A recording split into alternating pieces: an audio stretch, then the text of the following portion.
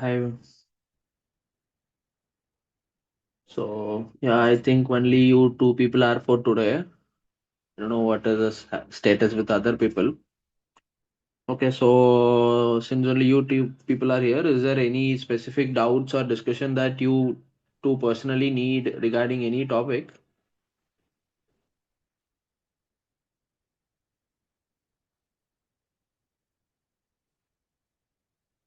Sir, last time we talked about that model builder.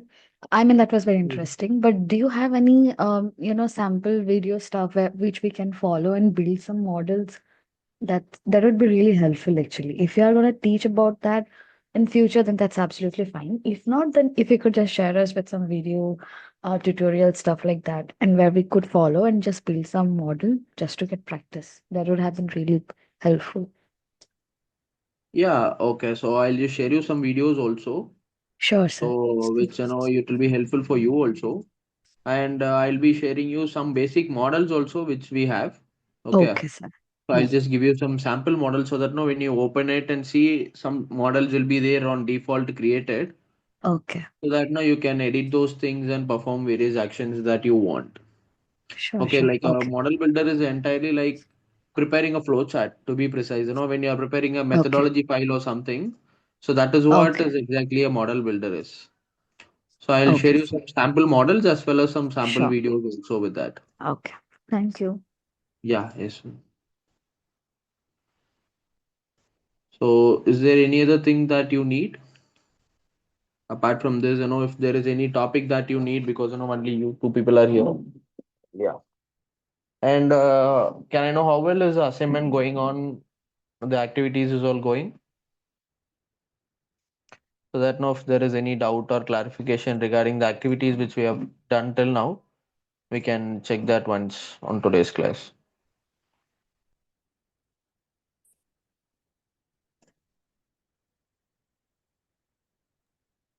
I've not completed the last one, but the other ones I have completed. Yeah. Okay. So you have completed till the Q field, right? Yeah, so the Q field one I have I've done. I have to just add the images and everything in the document. Okay. So did you try it out on field?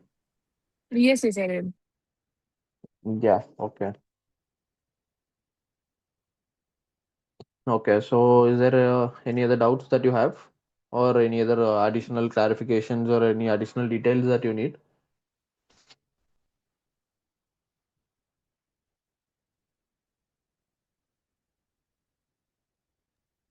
This is not regarding the class, but I have to create this urban green spaces map.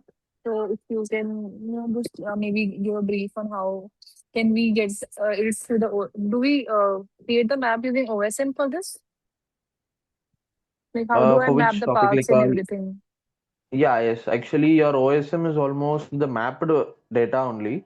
So OSM is almost a Right. completed data. Okay. So Okay. I just want you to cross verify it with the field. Okay. Okay. I don't want you to create a new OSM. I just want you to collect even more additional data which is not present in OSM and Okay. visually compare it like what and all is there in OSM and what and all is not there in OSM. Like on 90%, if you Mm. ask me, you'll have all your building footprints to 60 to 70%. Okay, you'll have your road networks, rail networks, and all those things in OSM. But you will not be having some no important features like the point datas or no some minor buildings which is less than 100 square feet or no which is less than a particular area and all. It will not be calculated or it will not be visible in OSM. So that is why I told try to calculate like capture some point data so that now you'll be able to differentiate the data as on different sources. Yeah, okay. Yeah, yes. Is your doubt clear? Yeah, Yeah, okay. So apart from them, is there anyone who's having any other doubts?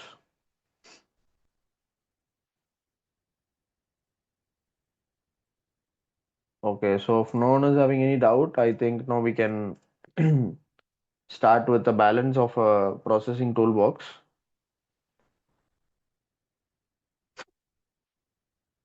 My screen is visible, right? yes, sir. Yeah, okay. So I think we have checked the till the fixed geometry toolbox, which is for error rectification regarding to vector layers on the QGIS, correct? So has anyone tried any of these toolbox, or has anyone gone through what are all the tools that is there inside this toolbox?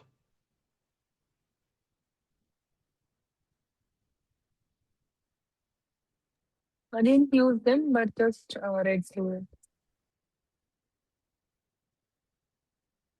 Okay, and also no, for your information, I have a notes for this topic in which you will be having list of all these tools, like it will be like this only.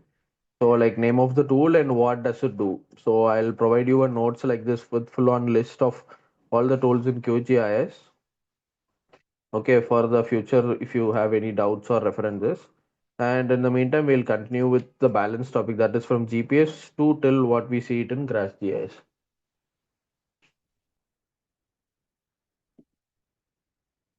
Okay. So the GPS toolbox is entirely for no data that you have collected from field. Okay, like either if you have done a total station survey, or if you have done a differential GPS survey or a drone survey, or no, you have taken a log data or whatever it is. Whenever you have an Excel sheet or something with a GPS coordinate in it, you can entirely rely on this tool. Okay, so it is mostly like conversion of GPS tools to various other format, like no converting a Excel sheet to point data. Okay, so or you can convert it into different formats, or you can download, upload, and add and delete all those GPS details. So this entire tool is only for point related details or GPS details that you have collected from field using an equipment or your phone or whatever medium it is. Okay, so it entirely works only with a metadata. That is, it will never go in with a point data or something. It is to create point data or line data or polygon data using the GPS coordinates or data that you have collected. Okay, because most like 99% of the equipment that you collect from field will be calculating your GPS coordinate as a point data. Okay, in that aspect, you can use this entire toolbox to work with it, download from a device like, if you are having QField software, or if you're having other supporting software, there are, apart from QField, there are so many supporting applications that you can have. Okay, so you can directly download GPS data from the cloud server or from that particular device or anything. Okay, or you can upload it into various devices and cloud sources. So it is all like you can upload, download, convert, transfer all your GPS data and everything. So that tools will be present inside this GPS toolbox. Okay, the main thing is your interpolation. Okay, so uh, everyone knows the meaning of interpolation, right? Or does anyone wanted to know what is basically interpolation or something?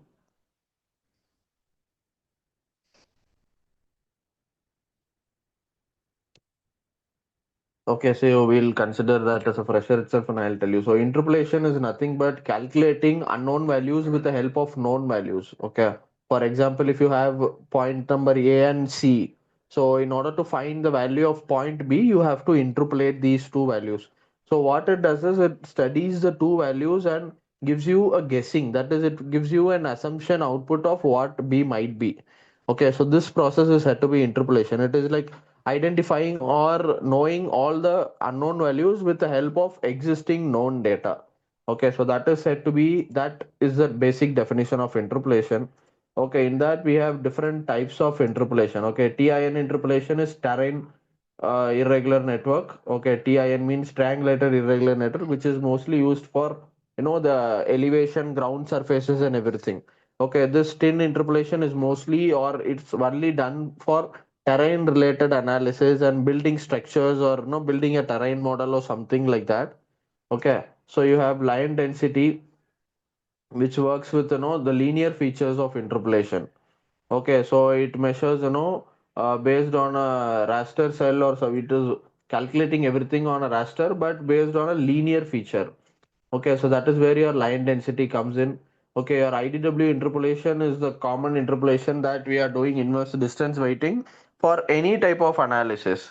Okay, basically, whenever we go with interpolation, people choose IDW interpolation because it is the most easiest way, and it is also most somewhat accurate, because it not only calculates about one particular data, it also considers the entire surrounding pixel data to perform an interpolation. Okay, so 1 minute.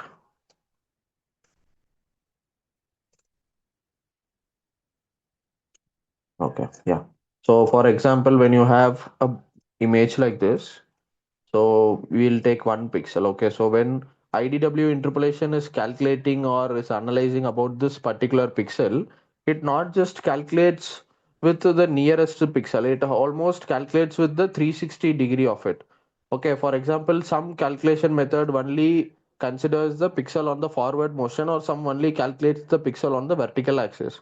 Okay, but whereas in IDW, it will contribute like all the surrounding pixels. Okay, each and every 8 pixel will contribute to the value of the ninth pixel. Okay, so when you wanted to study about this particular pixel, then again all the 90 degree will come into factor. Okay, so all the other 90 degrees pixel will be calculated. Okay, so all these other surrounding 8 pixels will compensate to get the value of this particular pixel.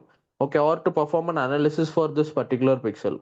So this main process is said to be IDW interpolation. Okay, this is the most ideal and preferred interpolation, because the data will be accurate, because it will consider each and every surrounding pixel directly. Okay, the next thing is for land surface temperatures and anything related to temperature. So it is mostly like, when you are using with, temperatures or hotspots or clusterings or anything related to that. Okay, so we are using this kernel density estimation. Okay, so this is mostly like a scatter plot or something like that. Okay, so we do have scatter plot, we do have various formats, right? So whenever we are doing about the pixel resolution, that is, for example, when you have more points in a location, it will set to be most dense area. Okay, when you have, the density on very large, so this is considered to be low dense area. So this entire kernel density estimation is based on the accumulation of data on different zones. Okay, so it mostly calculates or mostly works with the number of entities and number of entries and the things, that is the density of the data present at that particular zone in order for an interpolation. Okay, these are the very basic main four interpolations that is there. Okay. The next thing you have is a layer tool. So this entirely is nothing but, whatever layers that you are adding here. For example, if I'm adding a layer here, so I can just directly export a layer, import a layer, so all those things, right? So whatever we have here based on copy layer, rename layer, zoom to layer, export the layer, add a layer node, all those things related to this particular layer will be here on this particular toolbox. So it is only about exporting the information, exporting the layer, and it is almost like transferring and exporting the data present in the layer on various formats and various application oriented things. Okay, so this entire layer tool, half is here, the balance half will be here. So whenever you open a tool, the balance of you will have here. Okay, so these layer tools also comes under the layer toolbox, and the not mostly used, which is, people use it on a very less time, those will be present here on the processing toolbox of the layer tools. Okay, so how many of you know what is the mesh actually, or how many of you have seen a mesh data? Is there anyone who's worked with a 2D mesh or a 3D mesh or something, or is there anyone who's seen a mesh data, how it is or something?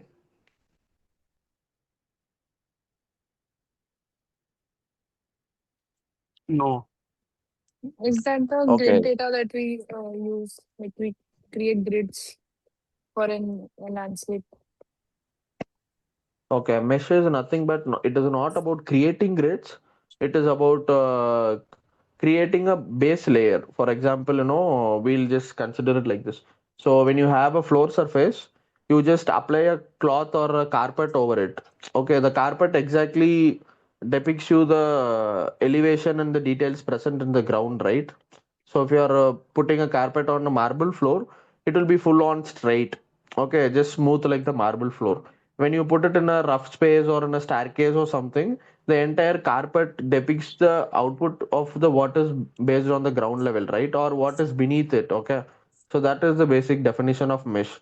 Mesh is nothing but creating a virtual layer. For example, if this is a mountain, you will just put a mesh over here, and it will create a virtual layer just like what is present on the surface. So you can create a mesh using a DSM, DTM, or DEM. Okay, based on the type of output that you need, you are going to create a mesh. So mesh is mostly worked for retouching, or no, when you are working with a 3D model, or no, when you're working with the designing editions only, you'll be using mesh. Okay, so mostly when you're working with the GIS softwares or anything, no, you'll mostly not create mesh and all, but you will be creating mesh when you're working with a 3D model, or when you're working with a 3D photogrammetry, or something related to 3D. So what it does is it actually creates a virtual model. Okay. So it creates the virtual 3D model of what you are doing production with, or what is the type of features or ground which is available on the field. Okay, so it just randomly creates a 3D mesh, that is a 3D virtual model. Okay, so these models can be edited. So you cannot edit a dem. Okay, you cannot edit a DSM, or you cannot edit a DEM or a DTM. Okay, whereas but you can perform editing work on the mesh. Okay, so mesh is nothing but a replica. For example, it is like a replica which you can edit. Okay, so that is said to be the basic of mesh. Okay, mostly when you're working with a 3D model, or no anything related to terrain analysis, terrain surface and studies only, you'll be creating mesh. And not just for this, there are some 3D face or models, right? So if you are ordering something on a 3D toy or something, no, they'll be printing it out of 3D printers, right? So in order to print something out of a 3D printer, you need a 3D mesh layer. Okay, so your 3D mesh layer is the base layer for printing something on the 3D. Okay, it will create a base of what it is, and then you have to reconstruct the entire mesh clean and smooth. So mesh is just a sample, or no, it will be a data which is finished to 70 to 80%. Okay, just like a marriage photography or something. So whenever they are taking a photo, the photo will be 70 to 80%. Then again, the person will take it to a studio and do retouching, editing, and all those things, right? So in order to perfect a data, for example, a 3D model or a surface or anything, you have to initially create it into a mesh layer. Okay, and you have to do all the retouching, editing, finishing, and everything based on that layer on a 3D mesh only. So once you are satisfied with the mesh, then that particular mesh can be exported or converted into a layer data. Okay, so whenever you wanted to perform editing on a layer based data, you cannot directly edit it. So you need a mesh where you can perform those edits, and once you're satisfied with the edit, you can just convert it into a layer file. So mesh is nothing but an in-between file, or an editorial file, to be exact. It is an editorial file that you're creating to perform all those actions. Okay, that is what mesh is. And mostly people do it with mesh only when they are going with 3D image processing, or 3D data, or something like that. Okay, so whenever you are using QGIS for 3D aspects, so you can use 3D data processing in QGIS. Okay, you can use 3D photogrammetry in QGIS, all those LiDAR data in QGIS. Okay, you can have 3D point cloud data analysis in QGIS and all those things. So whenever you are working with those things, in order to perform or analysis those data, you need a basic mesh layer to be created to perform those actions. Okay, so that is where this entire tool comes into play. Okay, you'll have mesh data to export contours. Okay, you can go with cross sectional data, or no linear section. You can say cross section, L section of data using a 2D 3D mesh. Okay, you can export the face in the sense, it is nothing but, no, if you are done your engineering, it will be like you will be having your top view, side view, right view, left view. So it is like exporting a view of it. Okay, and you have mesh edges, you have export meshes on grid. For example, when you are putting a 3D terrain. Okay, so just consider it to be a mountain. Okay, so you are having your grid here. Okay, latitude, longitude, and everything. So when you wanted to perform an analytical studies for one grid alone, okay, in that aspect, this particular tool actually helps you to export that particular grid alone and perform analysis. So when you're working with a geological department, or forest department, or anything related to environmental science and everything, you have to perform individual studies for individual grids based on the availability of vegetation. Okay, in that case, this entire tool helps you to virtually recreate this entire layer and go for analytical studies. Okay, you have other basic things like, export mesh vertices. Vertices is nothing but point data. So wherever you have an undulation with a point, or wherever you have a difference on the linear motion, you will be exporting that locations. Okay.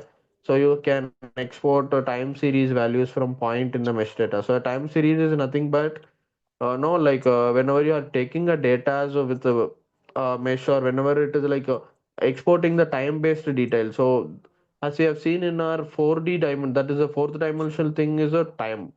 Okay, so when you are considering a time series values, it will be even more accurate than your normal 2D data. Okay, we can also export time-based details on a LiDAR or in a photogrammetric data using this particular tool. Okay, so rasterize your mesh data is nothing but convert this particular mesh into a 2D photo. Okay, so that is what this tool is. Rasterizing mesh data is nothing but converting your entire 3D data into a 2D image photo. That's all. Okay, so you have surface to polygon, you have tin mesh creation. So tin is for terrain, as we have seen on the interpolation. Okay, so you have surface to polygon. Okay, so it will export the surface, like the polygon layers present on the particular surface on a 3D scale. So all this entire mesh toolbox is only for performing actions related to 3D or creating a 3D model or something like that. Okay, that is where your entire mesh toolbox comes in. Okay, so this, yeah, yes. Is there anyone who is having any doubt? Yeah, okay. So your metadata is nothing but it is a detail which is having all the details about the data. Okay, so it is like a history report. It is a report based on the data that you have. Metadata is basically that only. Okay, it is a detailed report based on the data that you collect or the data that you have is said to be metadata. Okay, so this entire toolbox is used to create metadatas, edit metadatas, and export metadatas. Okay, so that metadata option will be seeing as a part of your 12th or 13th topic. 1 minute. So yeah, you'll be seeing about it on the 12th topic of your syllabus. So in which we'll be following about what is the international standard for metadata and IS codes and everything. Okay, in order to perform any actions related to metadata, so you will be using this particular metadata toolbox. Okay, so yeah. The next thing is your network analysis. Okay, so people who are working with urban planning, utility mapping, disaster management, transportation department, and all those things use this particular network analysis toolbox a lot, because they have to find out various options and various outputs and various network based details. Like they'll be analyzing every detail based on the geometric aspect and the location based aspect. So they'll be having two factors to be considered. One is your location and the geometrical aspect of it. So whenever you are performing multi-aspect analysis on network, so this network analysis will be used with respect to Google Maps or Apple Maps or something related to mapping sector. Okay, or whatever you are using in your Google Map is all the output of your metadatas only. Sorry, the network analysis only. Okay, because when you select a location A to B, it will give you the shortest path, it will give you the longest path, it will give you the shortest path considering the time as well as the distance. Okay, so these type of outputs is all created on a Google Map only based on the network analysis that is here. Okay.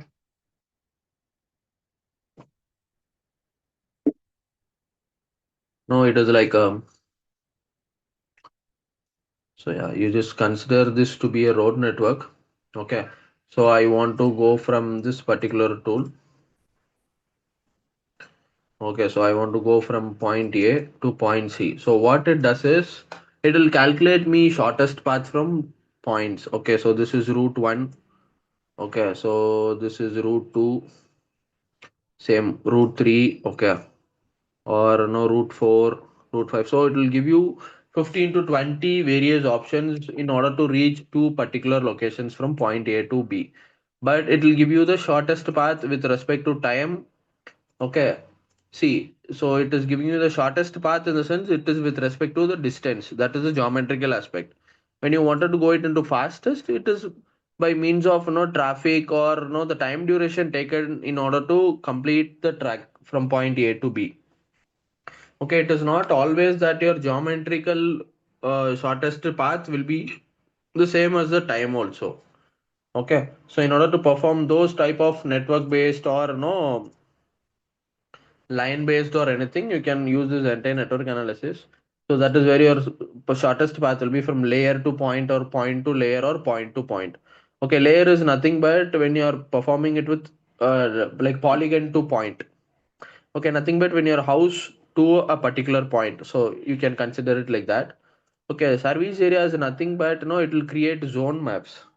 Okay, so when you are working with various people from different locations, okay, so for example, they'll give you a center point and they'll tell 15 kilometer will be your service zone. Okay, so whatever issue that comes between this particular 15 kilometer radius, you have to attend it. So it will give you the radius or it will give you a zone based map based on the diameter that you provide. Okay, so based on that, you can create all those zones based on your everything. So these is what the study that the people from showroom or they'll do for differentiating their zones and everything. Okay, like if a vehicle is getting accident on a particular area, they'll tell this comes in our zone and we'll be taking the service of it or the some service or incident report of it. So just like a police network or something. So this is where your serviceable area is all determined based on network analysis.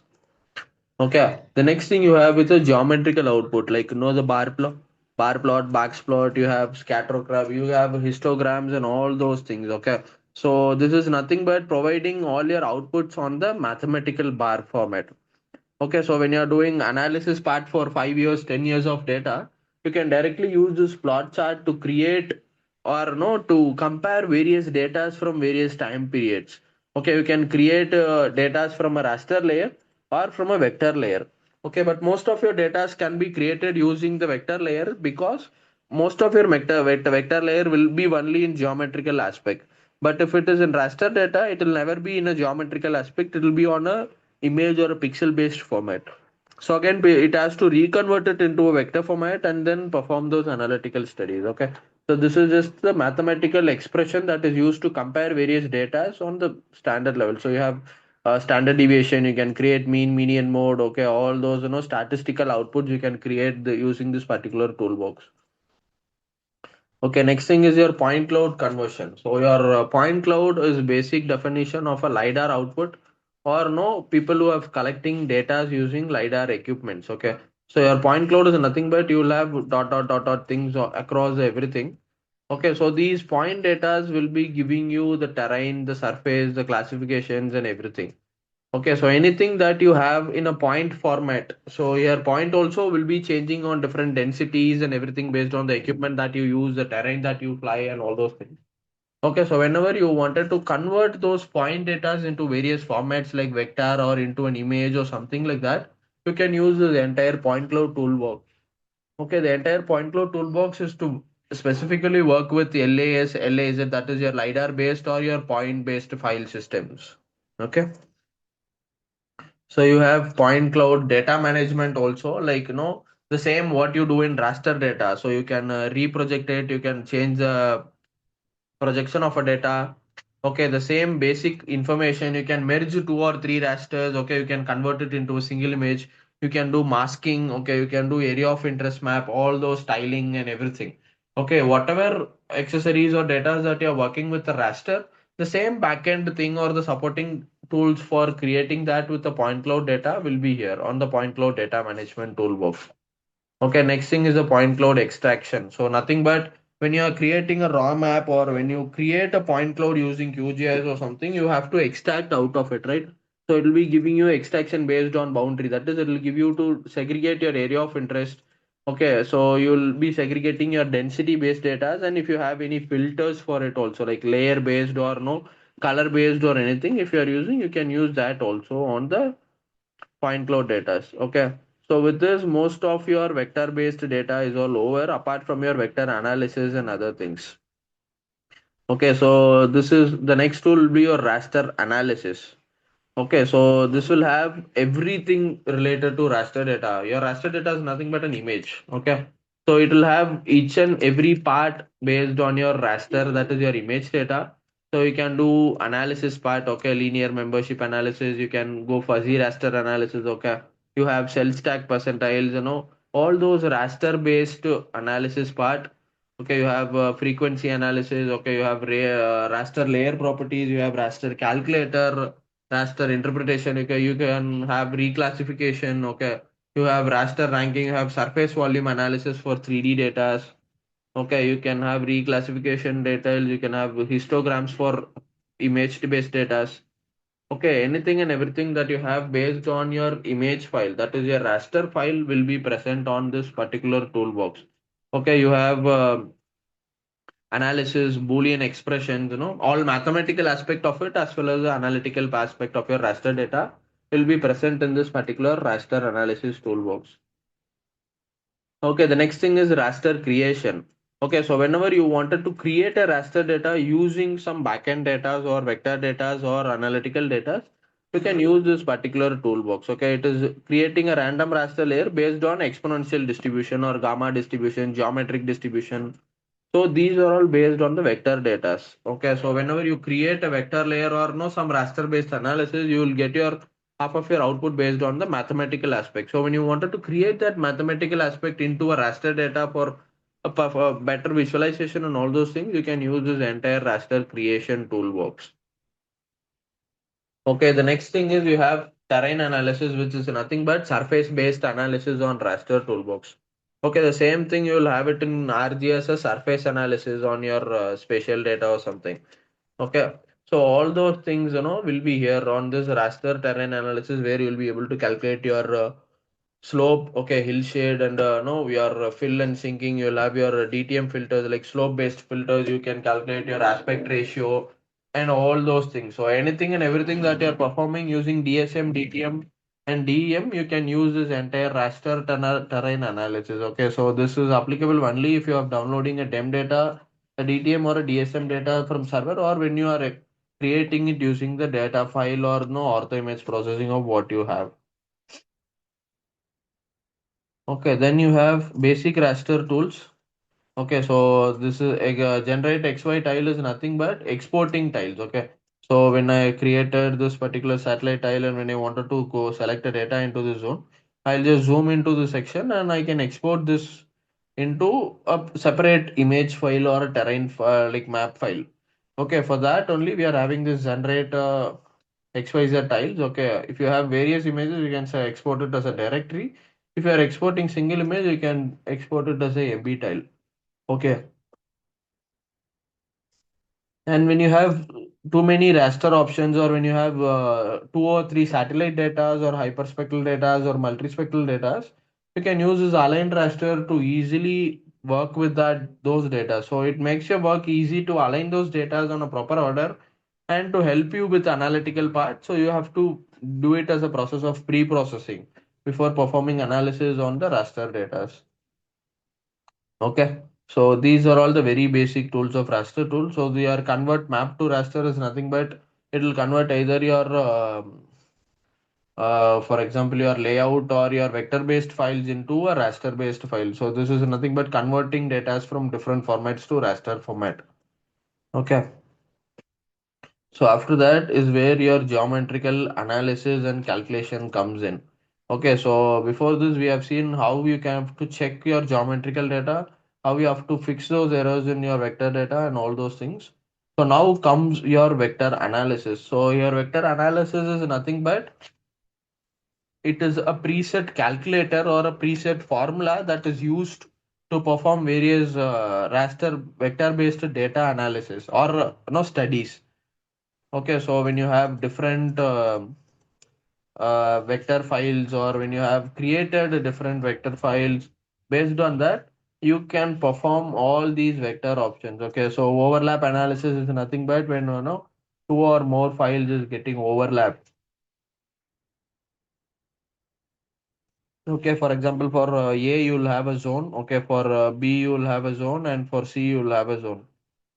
In overlay analysis, you will be able to differentiate it as a one tier, two tier, three tier analytical zones. So based on that, it will be easy for you to identify a common region and different aspect of vector data.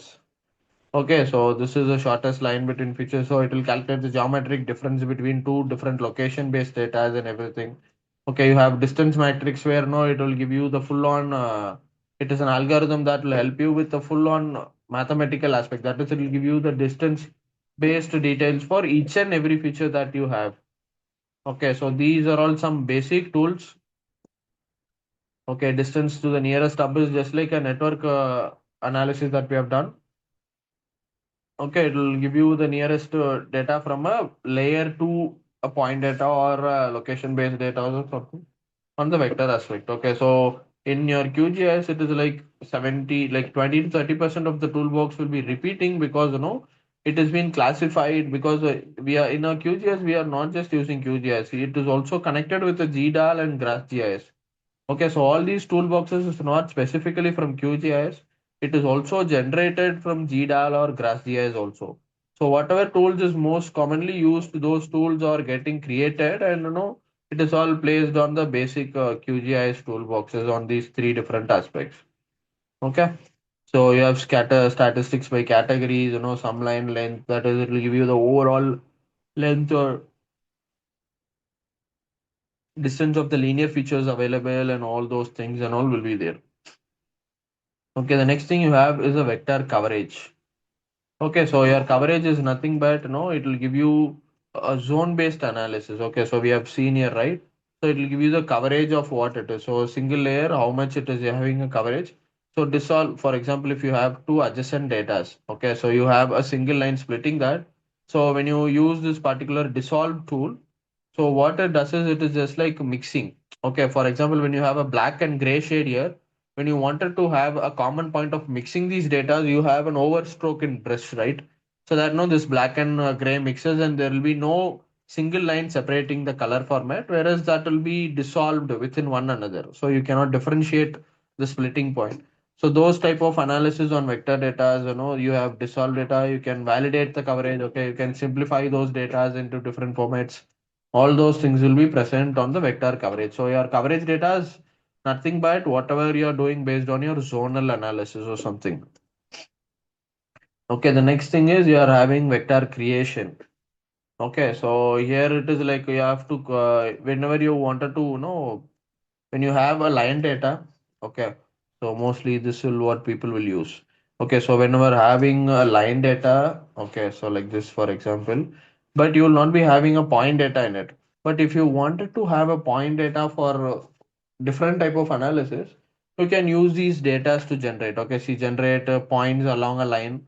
Okay, so generate points inside a polygon. So all those things, when you wanted to extract a single data into various format, you can use this particular tool to generate point data or generate linear data, or whenever you wanted to create a data with respect to some other reference data. Okay, or whenever you wanted to create a particular layer or a, for example, a shapefile feature with respect to different referenced features, you can use this entire vector creation toolbox.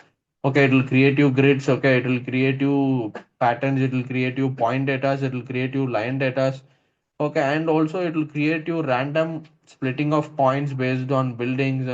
You can do some average calculations, random analysis using these particular data that you have created. Okay, and also you can create a pixel to pixel point. So based on that, you'll be able to know how many pixels are there, what is the resolution of it. So all those type of basic calculations and things you can do in it. And most of this vector creation will be based on point because creating a line and a polygon feature is easy as you compare to creating a point feature. Okay, because for a building you'll just create four lines and it'll give you a polygon.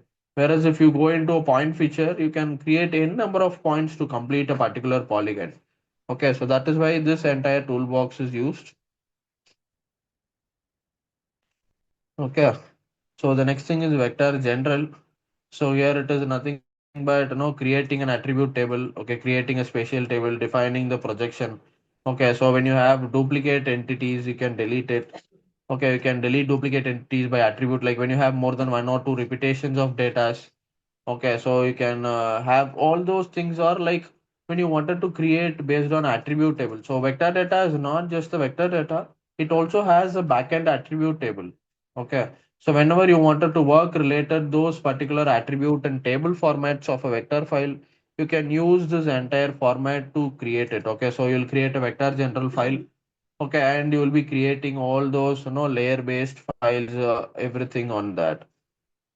Okay, so next thing you have is a vector geometry. Okay, so here you will be doing geometrical based aspect, like you'll be creating a buffer, you will be creating dissolving tools based on two vector layers and all those things. Okay, so whatever action that you are doing based on the geometrical aspect like buffer, centroid, or no, you have concave, convex, and you have no to dissolve various things.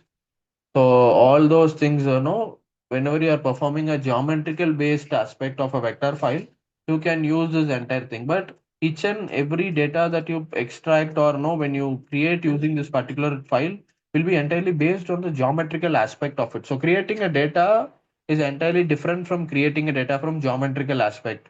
Okay, so whatever data that you generate here will need a supporting geometrical reference to create it. So without a geometrical data, you cannot create it. Whereas you can create the same without a geometrical aspect also. Okay, so based on the necessity, you have to create data using geometrical aspect, and you have to create layers without a geometrical aspect also. So all those things will be created here and differentiated here. The main tool that you'll be using here is a buffer. Okay, you have a centroid. Okay, apart from this, most of these tools you will not be using, and you will be using extract vertices. Okay, so there are some four or five features that you will be using on a day-to-day part. Okay, apart from this, the balance things and all will be we will be using on time-to-time basis like other things. Okay, so the main important thing here you will be using is offset line. Okay, you'll be using your buffer tool, you'll be using your centroid tool. Okay, so you'll have your dissolve tool for analysis and extract vertices. So these are the six main tools that you will be using. Okay. And apart from this, you'll also have some data conversion like from line to polygon, polygon to line. So those type of data conversions also you'll be carrying out on this vector geometry. Okay, the next thing is your vector overlay. Okay, so this entire thing is based on the overlapping of datas. Okay, so whenever you have two or three different datas overlapping over one another only, this particular toolbox comes in. Okay, so when you wanted to clip or when you wanted to differentiate the difference between them, okay, so when you wanted to extract or when you wanted to intersect them, when you wanted, so all those different types of overlap based analysis. Okay, so even in line features, you can just randomly have a layer and you can create it on the above layer, but these two layers will not be intersecting. So when you wanted to create an intersecting point based on the overlap, also you can create using these tools. Okay, this entire toolbox is used when one particular vector layer is getting overlapped over another vector layer for any type of studies or by knowingly or unknowingly also. Okay, so these type of things will be on vector overlay toolbox. Okay, next thing you have is vector selection. So this is nothing but when you are selecting, if you are creating four or five vector polygons or something, you just have to select one thing, right click, export. Okay, so when you wanted to select a particular vector layer, you can use this, and it will also have some coding based queries also. Okay, so where you can create using subsets. So whenever you are creating a database or a shapefile with domain, subdomain, subsets, and everything, you can use these things. Okay, and also you will have different query-based things. So whenever you perform a query-based extraction, it is like you provide them with a condition, and whatever vector layers which is satisfying those conditions will alone be extracted. Okay, that is said to be select by expression. So whenever you wanted to put in an expression or a coding or a condition statement, that also can be done using the vector selection tool. Okay, so this is entirely for differentiating and selecting tools for different analysis or study based things only. Okay, the next thing you have is your vector table, which is nothing but your attribute table. Okay, so whatever tools that you have based on your attribute table, like field calculator, renaming field, adding a field, deleting a field. Okay, or no, when you wanted to do some XY, that is add a coordinate to it, add unique value to it. All those vector attribute based editing and all those things can be carried out with this particular vector tables. Okay, and your vector tile is nothing but exporting the vector data. The same way we have exported the raster data from here as an MB tile or no, an XYZ tile. You can export it or no, you can create that vector layer into a tile format. That is, you can convert a vector into a raster tile format also using this particular vector tile formats. Okay, the next thing you have is a GDAL. So your GDAL is entirely created only for no like raster based data. So as you can see here, you have two different datas, that is two different add-ons, which will have different formats in it. So whenever you are working with development and all those things, you can use these two specific tools. So mostly GDAL is only for analysis and interpretation purposes. Okay, so whatever you are going to do with analysis and interpretation will be present here. And your GraphJS is mostly used for coding, developing, programming type of things. Okay, so that is why you can see the even the names of it will be different based on two different toolboxes. Okay, whenever you wanted to perform raster based analysis, you can try GDAL. And whenever you wanted to create no development or no when you wanted to prepare coding based analysis or Python script or something, you can entirely work with your GraphJS toolbox. Okay, so these are the very basics of your toolbox.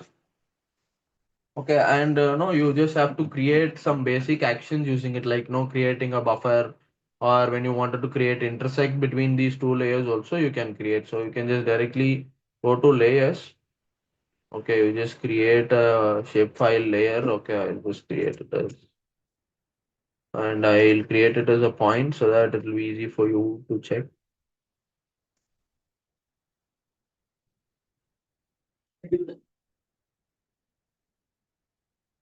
Okay, so now what I'll do is I'll just go here, start my editing. Okay, so I'll just add some line features here. Okay, so okay, I've just created a line. So when you wanted to try buffer, okay, so I'm creating buffer for the vector layer that I have created. Okay, the distance is in degrees. Okay, so it is having 5 segments because 1, 2, 3, 4, and I have a minor segment here as 5. Okay, my entire file has 5 segments. Okay, and on the end, that is on the ending point. No, if you have worked on with QGIS like RGIS buffer, whenever you create a line and a buffer, it will be like an oval. It will always be curved on the edge. Okay, but in QGIS, you will have this option whether it can be round, flat, or a square. Okay, so that you can determine and try it. Okay, so I'll just select it and I'm running. Okay, see, so this is my line. For 10 degrees, it is provided like this.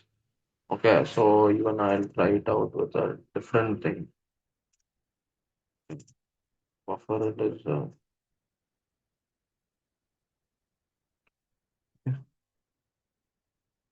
So if you go here, see. So now it has created a vector buffer layer for me. Okay, so this is what your buffer is. Okay, so when you zoom in and see here, so this yellow line, that is the mild line which you see in the center is what I have drawn. Okay, and the dark shade is what it is created using the buffer toolbox. Okay, so that is how your entire buffer tool actually works with. Okay, so this is what you'll be having in buffer, and when you wanted to have intersect or something, no? Oh, yeah.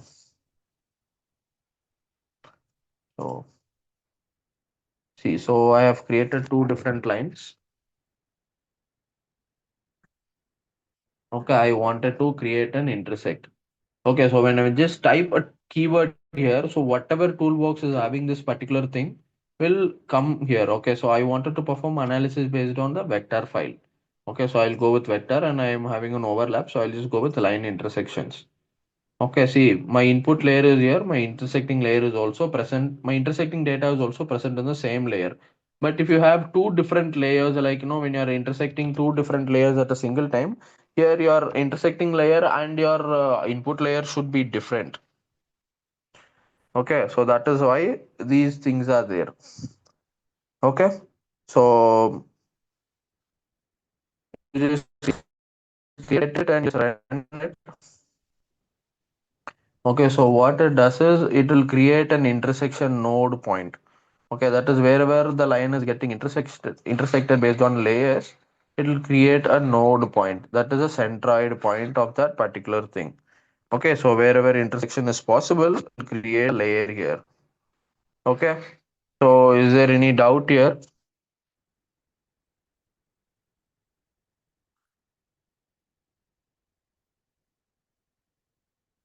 So is there anyone who's having any doubt here? It's okay. It's good so far.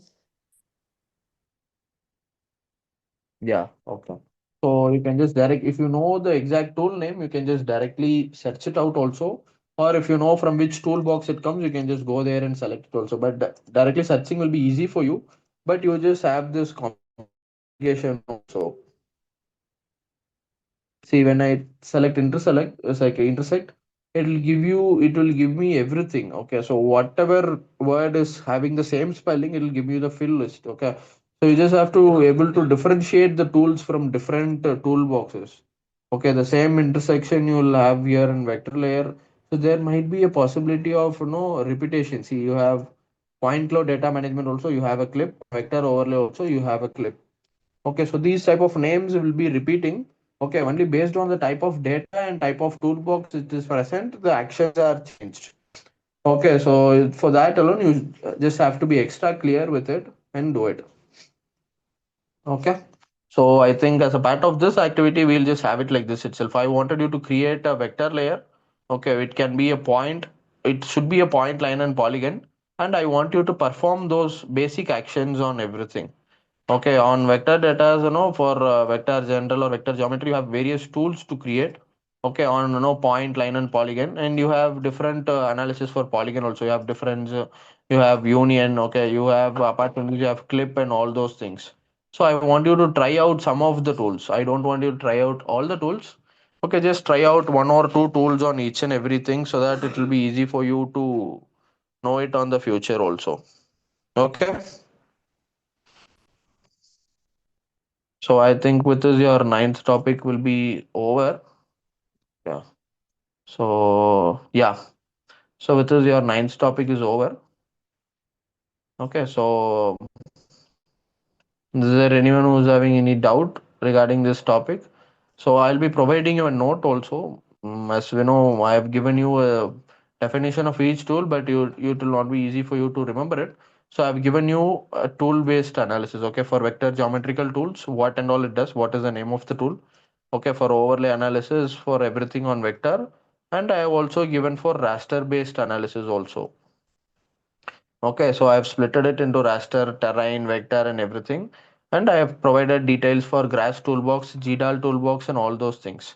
Okay, and I also provided you with interpolation, statistics, data management on all those toolboxes. I have given a one word definition or what it does exactly.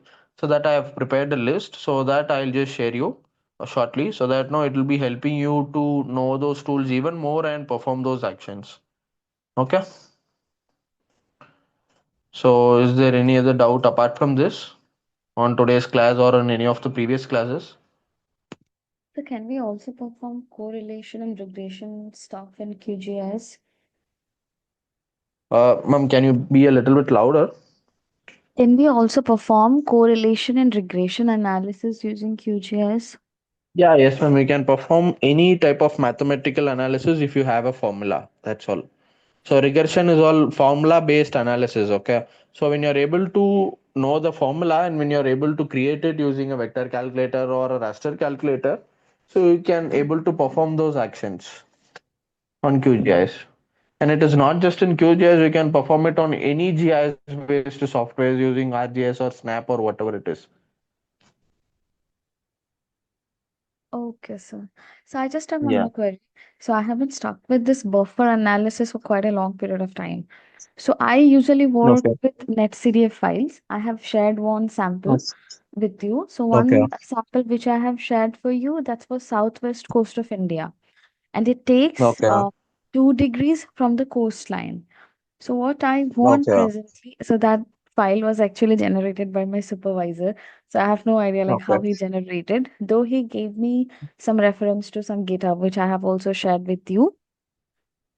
So Yes. maybe so that I actually need to see, like, I really need your help. I haven't really been stuck with that actually. So what I at Okay. present need to do is that he had created that 2-degree buffer. So now I need like 0.5 Okay. degrees, 1 degree, and 1.5 degrees buffer. I think for that, Okay. what he advised is that you can download one chlorophyll A data, which I will download like that Okay. I did using Ocean Color that Ocean Color website. And from there, Okay. he did something in QGIS. What he exactly did, that I don't understand exactly. Okay, so if you're working with the buffer-based things, there are some mathematical pre-processing which is present when you wanted to go into advanced calculation parts. Okay, so I think he might have performed any one of those mathematical pre-processing. So just like your, no, to be exact, just like your image pre-processing, okay, you also have mathematical pre-processing in QGIS. Okay, like converting data in different formats or no, the most suitable format. Okay, for example, we'll just go with, I'll just tell it with the raster data because it will be easy for you to understand. Okay. Sure. So your raster data, whenever you are going NDVI or anything, you just have to convert it into a float format first. Okay. Your pixel numbers will be converted into a float format as a pre-processing, and those actions will be performed later. Okay. So that is what it is. The same way he might have done any mathematical correlations or no corrections or No, I unity asked between. him. Yes, he said he Okay. didn't do any sort of mathematical analysis. We just have to follow through that GitHub link actually. He just did something, some null changes, something he has done.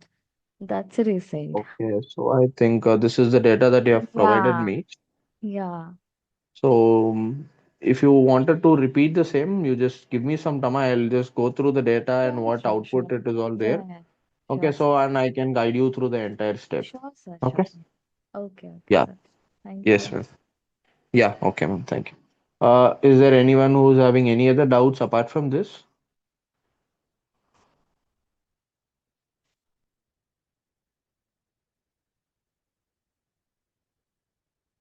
Okay, so if no one is having any doubt, we can just wind up today's session with this. Okay. Yeah. We'll see you on Monday. Thank you. Thank you, sir. Yeah. Thank you.